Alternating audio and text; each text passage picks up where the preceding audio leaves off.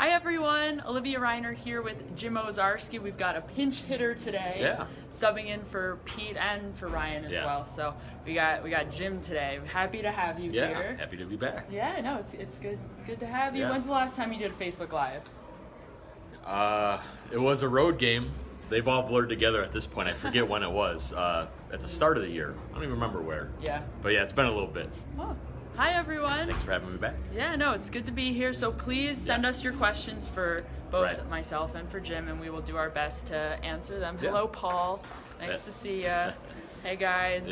Settle in, grab a snack. Right. We're gonna chat a little bit. First, we're gonna go over inactives for the game. So here's the list. Wide receiver Randall Cobb is out. That's his 6th game he's missing the season. Kevin King, Bashaud Breeland, Mike Daniels, which we knew about, Tim Boyle, of course, Alex Light, and Raven Green. So what are your first impressions of that list? I'm not really that surprised. I mean, Randall Cobb's hamstring, he said this week, it's the worst injury he's had like that in his career. Kevin King, same thing with his hamstring, not progressing. They both early in the week didn't sound too optimistic about how they would get to Sunday, to be honest. Maybe they thought, maybe the Packers hoped the extended day, if you will, with the night game would have been beneficial, but it wasn't. Bashaud Breeland, I think, being down, these soft tissue injuries, they're just, I don't know if the team's conservative or if it's just hard to determine or manage that. I mean, look, these guys are reactionary. The corners are reactionary. Randall Cobb flat out said, look, if I'm not myself, I'm hurting the offense. So those are some big losses. Raven Green obviously was establishing himself a little bit as a safety, against this offense on turf. Adam Thielen and Stephon Diggs and these, that could be a problem. All right, it's going to be a big night for the secondary to step up. We're going to have to see a lot from Jair Alexander. Yeah. Who else do you think will have to step up for this team? Yeah, it's going to be Tony Brown and Tramon Williams. I think what will be interesting, I think he's been a stabilizer back there at safety, but they may need to move him back to corner today because I don't know if you can have Tony Brown by himself on one of those receivers all game. Kentrell Bryce is active, so that's a plus. That so there's going to be Josh Jones, Ibrahim Campbell. So I think it's Tramon Williams, Jair Alexander, and Tony Brown, really. I mean, those are the guys that are going to have to play really well.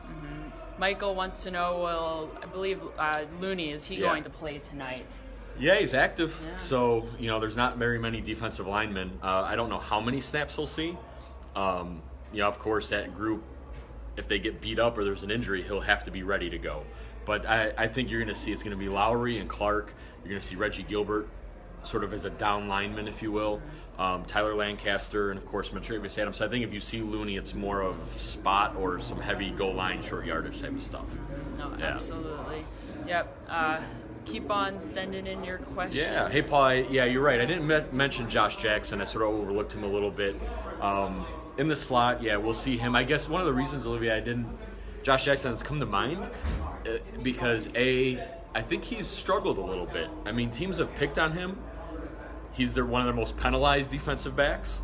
I think if there's going to be a guy who has to have a big game and for all the right reasons, it would be Josh Jackson. Right. All right. Yeah. Just if in case you're just joining us, just to reiterate, Randall Cobb is inactive tonight. So is Kevin King, Bashaud Breeland, Mike Daniels, Tim Boyle, Alex Light, and Raven Green. Yeah. So Randall Cobb. Like I said, 6th game of the season he's missed. Right. You'd think that they're missing him right about now. And we wrote about this at PackersNews.com.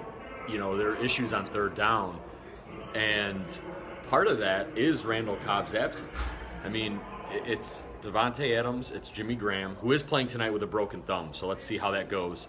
And then Randall Cobb. So despite all the games he missed, is still the 3rd leading receiver on third down for this team. That's a huge problem. So it'll be interesting to see, how Graham plays, how much he can play, and then also, is there someone going to be available for Aaron Rodgers to throw it. But Mike had an earlier question about kind of best matchups, worst matchups. I think we talked a little bit about that with the secondary. And I think offensively, it's just that. It's who's available for the quarterback on third down. Yes, I saw Mikkel wants to know, is this a must-win game? I know we throw that phrase around a lot, but is tonight the actual must-win game? I in the context of making the playoffs, yes. Because the path for 9-6-1 is still there, even if they lose tonight and drop to 4-6-1. I still think they can win in Chicago. There's some bad teams left on their schedule, but if you lose tonight, now you have no tiebreaker with Washington, you have no tiebreaker with Seattle, and not one against Minnesota. So you're essentially out of it by all intents and purposes in that regard. So yes, I believe it's must win in that sense for sure. All right, well. Paul wants to say Aaron Jones all day. Will we be realistically seeing Aaron Jones all day? Well, I mean, you'll see him all day. He'll be out there. He'll start. I would expect, their usual 12 to 14 carries. They'll throw it to him 4 or 5 times. So really, it's what does he do with that? Is it like Seattle where you get a 60-yard run, a 30-yard run, and the numbers look great? I don't know. I think it's or Miami, excuse me. So I think it's one of those where that's his range of touches. They're just not going to give that guy the ball 25 times. I know how frustrating that is, but that's just not what they do.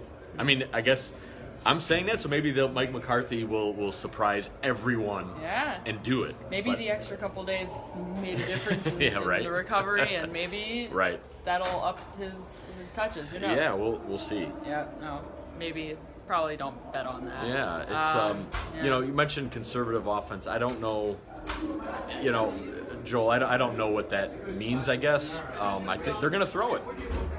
And maybe you're referring to like the 4th and 2. Tom Silverstein and I talked about this on the podcast this past week. Look, if it is must win, I think they have to pull out all the stops, whatever that means. So is it trick plays? Is it giving it to Aaron Jones more often? Is it, special teams trickery? I don't know. But at this point, I think if there are some 4th and shorts in that sort of middle part of the field, go for it. I don't know. I guess maybe that's the question: is how conservative are they going to be? I don't know. But at this point, you have to win, right? Yeah, and not going for it on 4th and 2. Right. I don't know if they can afford that. Yeah. Right. No, absolutely. Yeah. Let's see. But, so first of all, thank you all checking in from around the world. Yeah, this is really cool to see how many to see everyone of you. from Central America, South America, Europe, and of course all over the country. Thank you very much. How many carries will Jamal Williams get? A couple. Yeah. I mean, I think you can look at the play distribution from the last couple weeks is what they're going to do. Jamal will rotate in. He will get a few carries, but clearly, Mike McCarthy and Joe Philbin has at least acknowledged that the offense moves better when Aaron Jones is on the field. Yes. So Aaron Jones may not get 22 touches.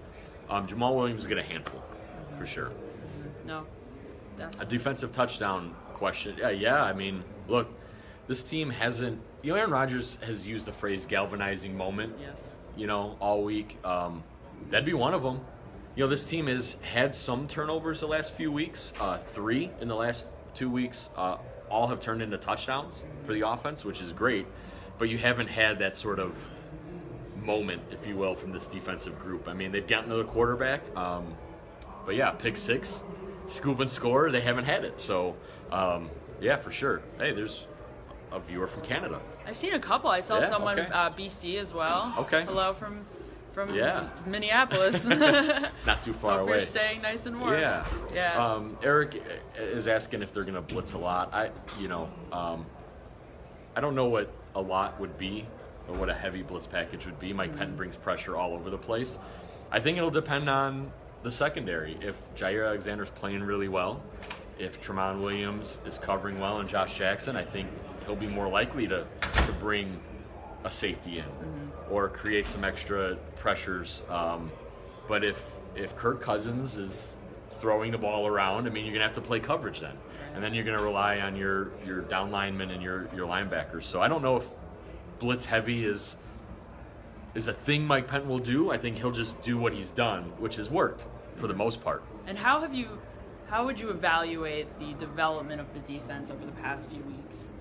Yeah, the turnovers were important. They got some early in the year, I think 7 in the first 4 weeks, and then there was a stretch, New England, LA specifically, where they could not get the ball back. The numbers aren't great. Like Mike Penton, there's no top 10, there's no top 5. However, it's that they're playing winning football, in my opinion. It's in this league, I think if you can hold a team to 21, 24 points, you should win. It's just the problem is the offense is only averaging 24 and a half. And that is a huge problem. And someone asked if Mike Daniels is inactive. He is not playing. James Looney is up. Yeah. Injured his foot. Yeah. He was on a scooter in the locker room on Friday. Yeah. And he got a cast on his left foot. That's one of those, Olivia, I think they're hoping, like obviously Nick Perry was placed on IR. That was a roster move made this weekend with his knee injury. Daniels, I think they're hoping he can somehow come back by either the end of the season or, of course, if they do make the run, the postseason. At this point, there's no need to put him on IR, although the clock has started on Jake Kummerow, so that might be the decision they try to make in the next week. Mm-hmm. So a roster move will have to be made at some point then. Yeah. We need a backdrop. No, we're good. We're good. Thank you very much. Yeah. I just wanted Thank you. So I can get you. Thank you. Appreciate it. Thank you. We're making friends Yeah, out they're here. very helpful staff here at U.S. Bank Stadium. Yes, in case you aren't aware, we're sort of on the level where a bunch of the suites are, or all the radio. Yeah, injury replay shows, reviews. Yeah. So it's a media level, but Yes. a little bit of activity. Yeah, I thought we'd give you some behind the scenes action out We're not here. going outside. No, not right now. No. This Facebook Live would have been cut out very, very quickly. Yes, no. Due to the cold loud, weather. Too loud. Yeah, exactly. Aloha from Maui. Cool. Yeah, there Hi. we go. Oh, We're jealous. I'm sure it's nice there. Yes. Oh, that's great. Yeah, so I mean, just again to kind of recap, Olivia, I think secondary wise, that's the focus defensively. I mean, Mike Zimmer had said. Now, what will be interesting is the Vikings coach said, look, we need to run the ball more. Dalvin Cook, he's had his own injury issues, has not had a great season. Look, the Packers have given up huge running chunks to both Miami, Seattle the last few weeks. Mike Daniels being out is a big factor. So I'm curious to see what John DeFilippo, Vikings offensive coordinator, decides to do.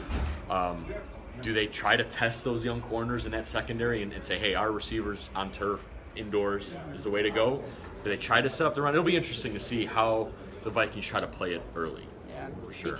Well, on sort of the other side of the offense for the Packers, right? The receiving core, we're down Randall Cobb again. We're putting a lot of the Packers are putting emphasis on using the rookie wide receivers. Right. What do we need to see from them tonight? Yeah, it's it is an interesting question because for as good as Valdez-Scantling and Equanimeous St. Brown has looked at times, at the end of the day, MVS has 20 catches. St. Brown has a handful. I mean, it's really a two-man offense in terms of Devontae Adams and Aaron Rodgers in the pass game. Jimmy Graham is having a good season for a Packers tight end, but again, the broken thumb. He's playing. He's active. That means, at least in the Packers' point of view, he's full go. After that, it's been what? Right? Yeah. So, I mean, I don't know. I think this is one of those where Valdez-Scantling especially is going to have a big game, or Aaron Jones even in the pass game, So it's Paul's asking about J'Mon Moore. He's active. He's around. He's still here. He still exists. Not on the stat sheet, but that's been part of this issue for them, is they haven't been able to find anyone in the pass game. Maybe Robert Tonyan. I was gonna say another galvanizing moment, maybe. Right? I mean, but if Graham's active, he's going to play. So I think that'll be the interesting thing, is to see is Graham a decoy in a 2 tight end set? I mean, how much can he block with a broken thumb? Because he wasn't that great at it anyway, with 10 fingers that were totally healthy. So yeah, we'll see. It's you know, it is a must win, but that's why they're 4-5-1 is because of all of these questions. Right. Yeah. So are they all must wins now? Well, like yeah. At this said? point, they do. I mean, Aaron Rodgers isn't going to do the run the table, print the shirts saying right here, but they're getting. I mean, look, if they lose tonight, that's what I was saying. They can still get to 9-6-1, finish with a winning record, but then you just sort of lose out all of the tiebreakers and stuff. So, yeah, it's something needs to happen. Riva wants to know: do the Packers need to get rid of Nick Perry next year? And you went into it on Twitter. I saw. Yeah, a little bit. No, here's the thing: Clay Matthews is an unrestricted free agent. I think, unless there's going to be some sort of short-term, i.e., 1 year, very manageable, low salary. To me, I think the team and Clay maybe are ready to move on. And frankly, if he wants to keep playing, probably needs to go somewhere where the bigger contract is. So if you were to cut Nick Perry, which is what people seem to want, that leaves you with Kyler Fackrell and Reggie Gilbert as your only outside linebackers going into 2019. And yeah, Kyler Fackrell is sort of emerging a little bit. I don't know how comfortable you'd be saying those are the two guys, and now we're going to draft two players. So for Nick Perry, to me, that decision comes in the summer, after free agency, after the draft. And then it's, okay, where is the team at with its salary cap structure? Because look, if you cut him, it's nearly $4 million of dead money to carry for several years. And that's, with the Nick Perry thing, that's the bigger problem is all of the dead money this team will have to carry going forward. Yeah, for sure.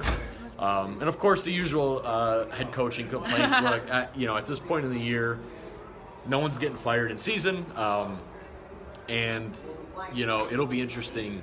Even if they lose this game, again, if they have a winning record, winning coaches with winning records really don't get fired. So that would be the last one I believe that happened was Jim Caldwell in Detroit, who went 9-7 last year, and Detroit is a dumpster fire again. So it's I know people are frustrated with it. Maybe some players are frustrated with it, but that's a hard one to get into. Yeah. Absolutely. Yeah. Let's see. Steve also wants Nick Perry to go away. Yeah. I mean, that's the thing. When teams are struggling, Olivia, that's what happens. It's fire the coach. It's get rid of highly paid players. Look, if this group had played any better in Detroit, and at Washington, it's a much different vibe. But at this point, it's cut everyone, fire everyone. That doesn't happen. Yeah. That doesn't happen. Especially teams like the Packers. To me, one of the reasons they're always in the playoffs is because they're a little slower. They don't react that way. You know what I mean? Part of that is too because I think there's no ownership. You don't have that sort of like Jimmy Haslam type in Cleveland. One of the reasons Mike Pettin is here as a DC is because 2 years in Cleveland, fired. It's just one of those things that's a smaller, it's not easy to do. Yeah. So yeah, Scott with some good points there about 30 points and defensive turnovers. Of course, Aaron Rodgers said that. He's like, as an offense, we need to score 30 points. They've only done it twice. Yeah, it's been a while. Yeah, they've only done it twice. Yeah. No, I think that'll be a big key. Yeah. If they're gonna end up making a push in this game. For sure, they have to score. Yeah. And they just haven't done it often enough. Yeah. Believe it or not, that's how you win football games. Score more points than the other team, yes, right? Yes, in case there is any doubt. Yeah. We'll take a few more questions from you guys before we head out. Jim, what was your prediction for the game this week? Packers loss 28-21, I believe. Look, I picked them to win in New England. That's the last road game because I thought I saw a turn happen in LA. I was wrong. This team hasn't done anything to warrant them being picked to win on the road at this point. It's the same formula: missed field goal, bad special teams penalty, stall in the red zone, And late defense is tired, give up a touchdown. You said something to me a couple weeks ago that still sticks with me. If they haven't shown it yet, there's no reason for you to believe that it's gonna happen. Right. And you said you saw a little bit of a change in the team in LA, but that wasn't enough. Yeah. No, it's just at this point, and I think the players are at that point too, where you're like you can kind of believe it, but not until it happens, until you see it, right? You can't. I mean, it's just not a. They have to do it, right? And that's the thing is, and they know this. They get Arizona at home, Atlanta at home. They win this game, they're winning 3 straight, and they're back in the mix. We had a question in there about where the Packers signed Le'Veon Bell in this offseason. I don't think so. Aaron Jones is a dynamic player. He's 2 years minimum salary, basically being a 3rd-round pick. They're not gonna if they're gonna spend another $15 to $19 million a year on a player. In my opinion, this offseason it would be on the defensive side of the ball. Yeah, good point. Don't sleep on Trevor Davis, says they Mike. Could use one. Yeah. That's why he's active.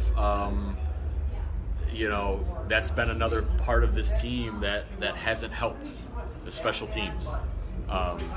Trevor Davis showed that explosion last week, and guess what? It's called back. Yeah. Two Ty Montgomery long returns this year called back. Special teams been a disaster. Yes, it's one thing if Trevor Davis makes the play; it's another thing that it's actually been that it has been hampered and whatnot. I mean, that's So no, you're right. They could use it. They could use a 60-yard return that isn't called back. Yes. So special team needs to pull its weight if we want to see something big from Trevor Davis. Right. Exactly. Great. Exactly. Cool, guys. Well, thank you. Especially big thanks to all of our Canadian readers and viewers. We appreciate that. Going global. I love that. Definitely. One of the best parts of this. Yes, absolutely. It's nice to interact with all of you. Thank you so much for taking the time to spend it with us. We're very humbled. Make sure after the game we'll be back to do a little bit more chatting. So we will see you guys very soon. Enjoy the game. Yeah, definitely.